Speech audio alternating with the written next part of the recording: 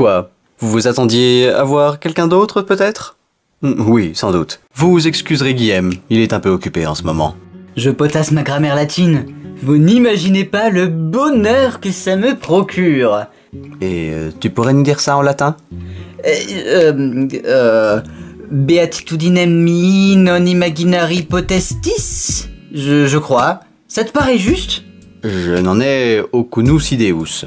Bon, tant pis. Allez, je retourne travailler. Vostre elenco. Eh bien, c'est à moi de vous raconter Bérénice, on dirait.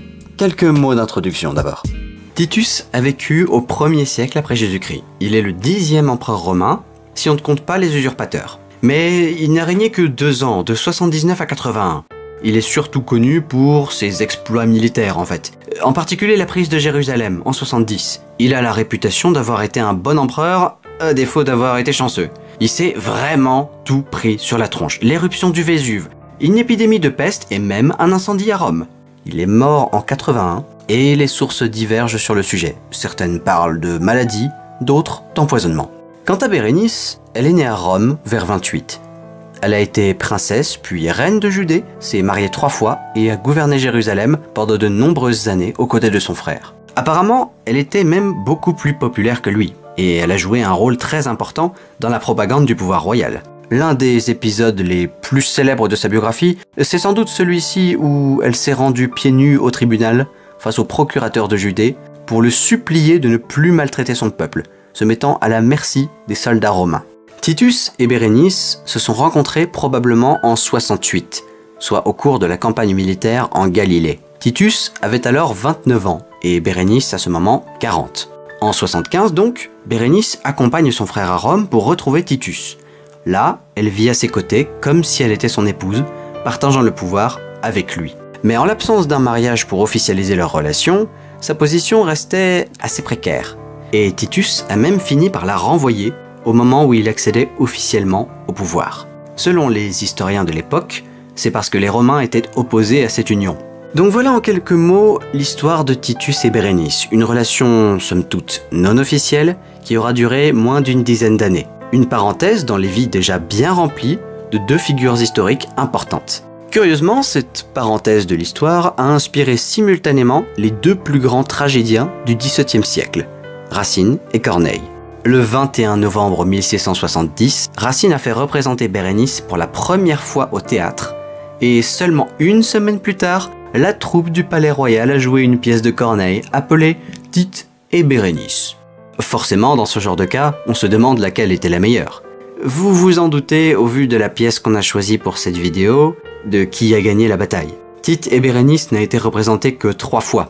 Les Parisiens et le roi Louis XIV lui-même ont marqué leur préférence pour la pièce de Racine. Mais Racine, comment est-ce qu'il s'est approprié cet épisode historique pour en faire une tragédie? Eh bien, c'est ce que je vous propose de découvrir.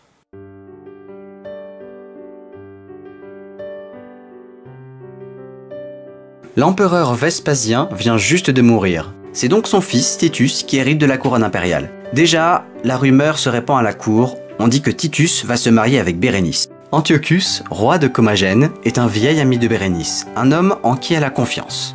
Elle s'attendait donc à ce qu'il se réjouisse à l'approche de son mariage, mais Antiochus vient lui annoncer qu'il quitte Rome pour toujours. En fait, il a toujours été très amoureux d'elle, et la friendzone, c'est pas son truc. Alors il faut qu'il s'en aille. Bérénice lui dit adieu avec regret, mais à peine est-il sorti que sa confidente, Phénice, la prend à part. Phénice rappelle à Bérénice que les Romains sont opposés à son mariage avec Titus, et qu'à cause de ça, il n'est pas sûr qu'il se fasse. Dans ces conditions, c'est peut-être un peu risqué de laisser filer Antiochus. On ne sait pas, si jamais les choses se passaient mal, il pourrait servir de plan B. Mais Bérénice n'a pas peur. Elle est certaine que Titus l'aime assez pour la faire passer avant les Romains. Oui, évidemment, cette scène est un peu gênante quand on connaît l'histoire. Mais pour les personnages, on peut se dire que l'espoir fait vivre. Titus est seul avec son confident Paulin et cherche à se renseigner un peu. La rumeur de son mariage prochain avec Bérénice tourne depuis un moment et il se demande ce que la cour en pense. Paulin est assez embarrassé par la question. Il est forcé de reconnaître que Rome ne consentira jamais à une telle union. Ce n'est pas qu'ils aient un problème avec Bérénice en elle-même, mais c'est plutôt son titre qui les gêne. Elle est reine, et Rome déteste tout particulièrement les rois. Ça, c'est un vrai fait historique d'ailleurs. Ça remonte à l'époque où Rome n'était qu'une cité italienne gouvernée par des rois. Dans les sources antiques, le dernier roi de Rome, Tarquin le Superbe, est présenté comme un tyran sanguinaire. Aujourd'hui, on met en doute cette légende, mais il n'empêche qu'elle a nourri un profond sentiment anti-monarchique à Rome, qui a survécu jusqu'à l'époque impériale. Paulin insiste lourdement sur le sujet. Pour lui, le peuple romain a eu moins de mal à pardonner les crimes de tyrans comme Néron et Caligula qu'il en aurait à pardonner le mariage de Titus avec une reine. Titus est dévasté. Mais il reconnaît qu'il serait imprudent d'épouser Bérénice dans de telles circonstances et se résout à lui annoncer la mauvaise nouvelle. Sauf que Bérénice entre dans la pièce à ce moment-là, et la résolution de Titus s'effondre en un instant. Après avoir balbutié des paroles vaguement inquiétantes, il s'enfuit à toutes jambes. Bérénice, plantée là, se demande si elle a peut-être dit quelque chose de malpoli. Elle se rassure en se disant que Titus a probablement entendu Antiochus lui déclarer son amour et qu'il est jaloux, mais qu'il suffira d'une petite conversation pour mettre les choses au clair.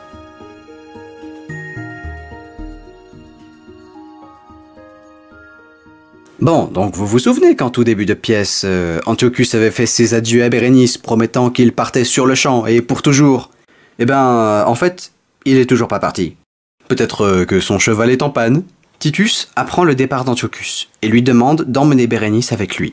La scène est presque drôle. Titus s'épanche dans une tirade d'une 50aine de vers où il insiste sur le fait que plus jamais il ne connaîtra le bonheur et que son règne ne sera rien de plus qu'un exil éternel. Et pendant ce temps, Antiochus est probablement obligé de cacher sa joie. Oh non, un long voyage avec Bérénice, zut alors. Oh mais quel fardeau que voilà. Mais une fois Titus parti, Antiochus arrête un peu de rêver, et il finit par comprendre que sa situation va sûrement devenir encore plus nulle qu'avant. Voyager seul, c'est une chose, mais voyager avec la femme qu'on aime, alors qu'elle vient de se faire larguer et devoir constamment essuyer des pleurs qui sont destinés à un autre, il y a de quoi perdre la boule. Bérénice arrive pile à ce moment, parce que si elle est bien la reine de quelque chose, c'est la reine du timing. Antiochus essaye donc d'esquiver la conversation, mais Bérénice commence à en avoir assez de tous ces hommes qui lui cachent des choses. Antiochus finit alors par cracher le morceau. Titus la quitte et elle doit partir dès le lendemain. Bérénice est stupéfaite, mais refuse encore de croire ce qu'elle entend. C'est forcément un piège. Vous sentez ? Ça, c'est le subtil parfum du déni. Délicieux, n'est-ce pas ?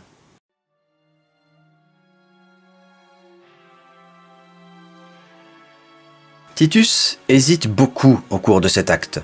Il lui faut un long moment de réflexion avant de confronter Bérénice. Et une fois qu'il est face à elle, il lui annonce tour à tour qu'elle doit partir et qu'il ne peut se résoudre à l'abandonner. Mais malgré tout, c'est le devoir qui prend le dessus. Il faut pourtant qu'ils se séparent. Bérénice l'accuse d'infidélité, de barbarie et d'ingratitude. Tous deux pleurent abondamment. Bérénice finit par partir, seule dans sa chambre. Elle réclame un poignard, du poison. Il faut plusieurs servantes pour l'empêcher d'attenter à sa propre vie. Antiochus supplie Titus d'aller la voir et lui parler, pour au moins essayer de l'apaiser, mais Titus est appelé ailleurs. Les sénateurs, consuls et tribuns sont inquiets du trouble qui règne à la cour. Ils veulent que Titus leur explique ce qu'il a prévu de faire. Une fois de plus, Titus choisit d'honorer son devoir plutôt que sa passion, et disparaît avec le cortège.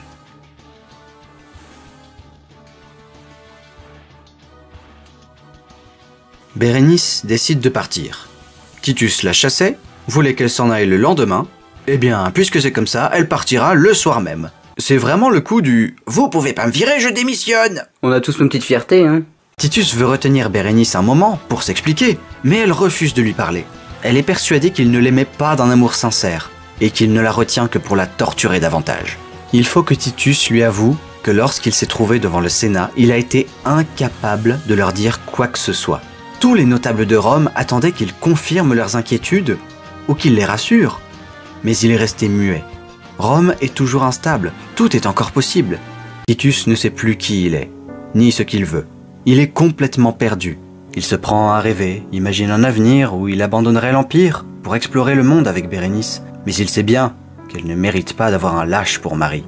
Ce qui lui fait le plus peur, c'est l'idée qu'elle s'exile pour se tuer. Il est certain que s'il apprend la nouvelle de sa mort, il en mourra lui aussi. Bérénice n'a pas le temps d'assimiler tout ça qu'Antiochus les rejoint et avoue enfin à Titus qu'il était son rival depuis le début. C'est un peu drôle comme moment, il faut l'avouer. Mais ça fait un peu Zorro, je trouve.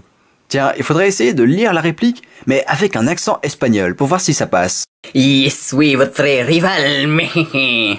Moi non, en fait, j'ai rien dit. Antiochus pense que lui aussi mourra de douleur si Bérénice se suicide. Face à l'amour débordant de deux hommes au bord du gouffre, Bérénice est désemparée. Mais elle a compris au cours de l'échange que Titus l'aimait véritablement, et que c'est un sincère déchirement pour lui de la quitter. Cette pensée lui apporte un petit réconfort. Leur situation est certes misérable, mais c'est une misère partagée.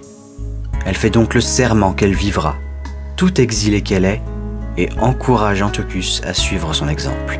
La pièce se termine sur des adieux. Bérénice part pour ne jamais les revoir.